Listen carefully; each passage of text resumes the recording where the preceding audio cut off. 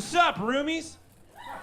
Our collective species have been sharing the 3-bed, 2-bath that is Earth for a couple 2-tree meganums nowadays. Sharing the TV, dealing with chores, managing our hours so we don't drive each other fucking bonks. Sorry, not sorry for my species getting up before yours. Early birds get worms. Fucking deal with it. Maybe if you got up early, you get more worms. I'm just saying.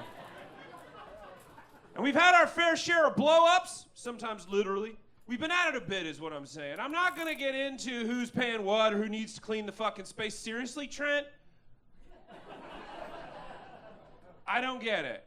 Your room looks like the feds tossed it looking for microfiche.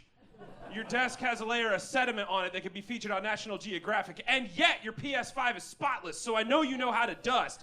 I get it, you spend like $500 on the PS5, but you spent $850 a month on the whole damn room, and it looks like you fled the war and never looked back. The floor is not a hamper, man. That is what the hamper is for. Make it make sense. Thank you. Someone feels me. Anyway, we've been together a long time, your species and mine, and I've only been around for a little of it. Still kind of new here. I feel like I'm getting it, though. I'm getting you. I'm getting on your level. I grok you. You feel me? Do you know what grok means? Comes from, thank you. I'm glad you, but some don't, so I'll tell them. Grock comes from the sci-fi book Stranger in a Strange Land by Robert Heinlein in 1961. It basically means to, quote, understand intuitively or by empathy, to establish rapport with, and to empathize, communicate sympathetically with, also to experience enjoyment. So, like, I grok you humans, for the most part, and I figure by extension, equally you grok me. You and me. Just a big old bowl of guacamole here, ready for chips. But I got a question. And it's been bothering me a bunch.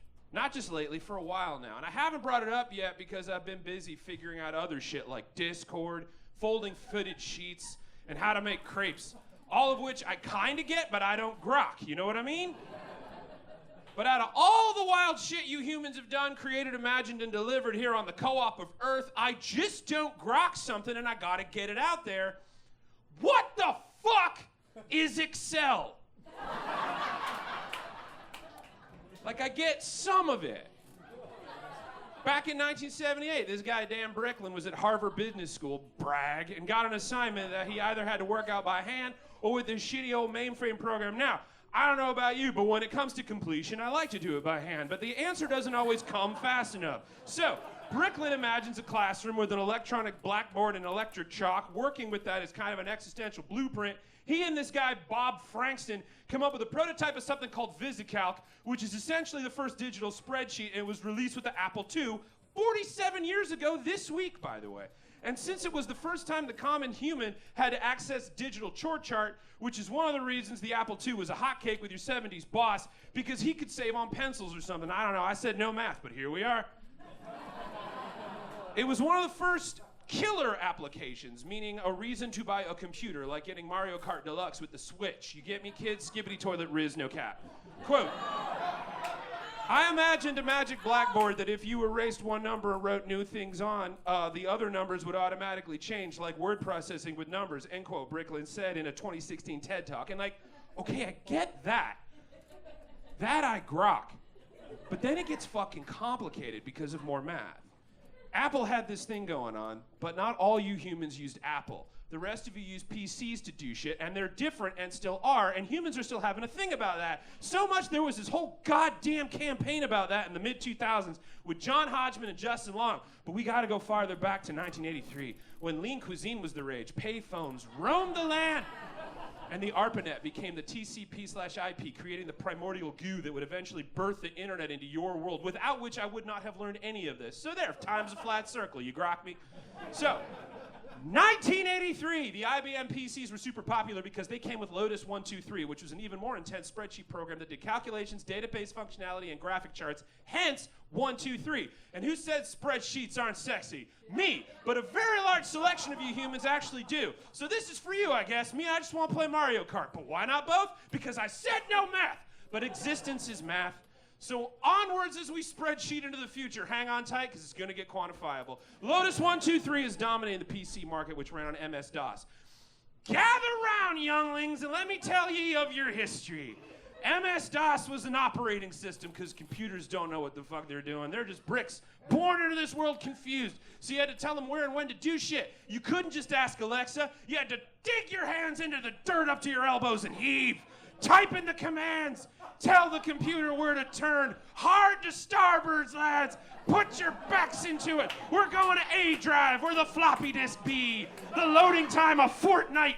And ye earned your game by cracky. Ye sat there till your body were nothing but bones, but ye couldn't die. Ye had Dragon's Lair to play. So scratch ye your metatarsals to the keyboard and type .exe, lest your waiting be in vain. Ah, 'twas a brutal age. I'm surprised you're still here at all.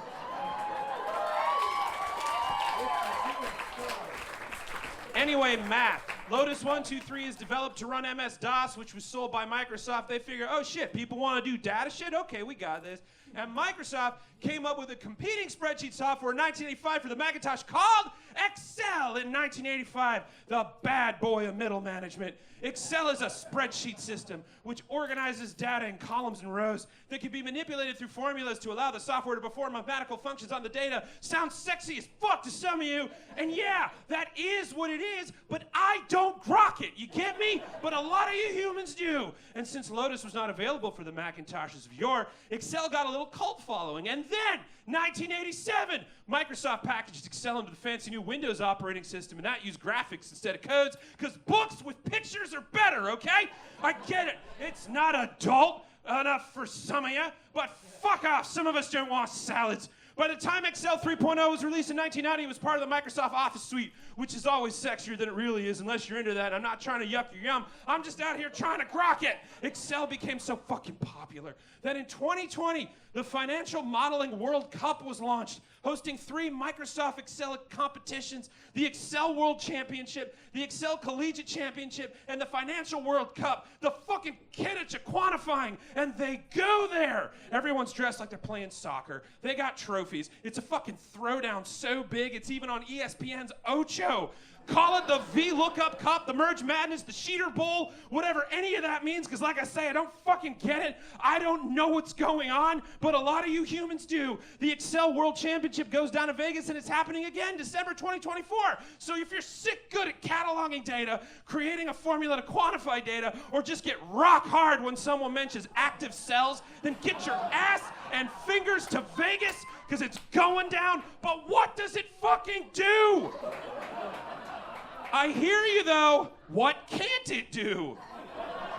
Technically nothing, until you actually tell it to do something. So in essence, Excel isn't even anything until you tell it to become something, an algorithm. And wait, the idea of a formula that hasn't even been written yet. But isn't that just everything? I don't know, and I asked around. What's a bird gotta do? Hold up a Best Buy, mad and frothing, until somebody gives me an answer I can relate you? I hear you, Trent. It's a spreadsheet. It's a formula. It's a fucking data engine formulation, algebra, fuckfest quantification. But what is that?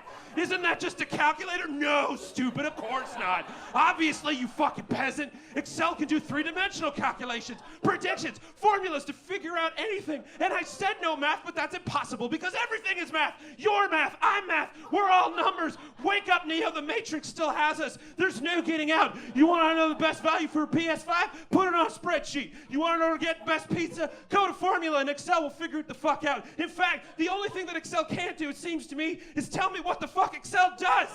But keep creaming your jeans, nerds. Don't jump in and help me. Just let me twist in the fucking wind, a stranger in a strange land, in an EXCEL-stential crisis, while you live your excellent little fucking existences, excelling at life. Put me in a cell. Put me in a cell. Lock me up and Control-Alt-Delete everything, because I don't want to live in a world I can't grok.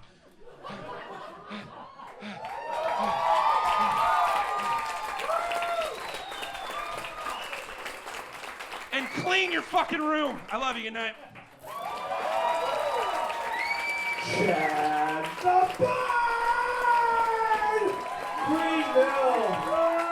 Give it up for Chicago legend Chad the Bird. Nailed it!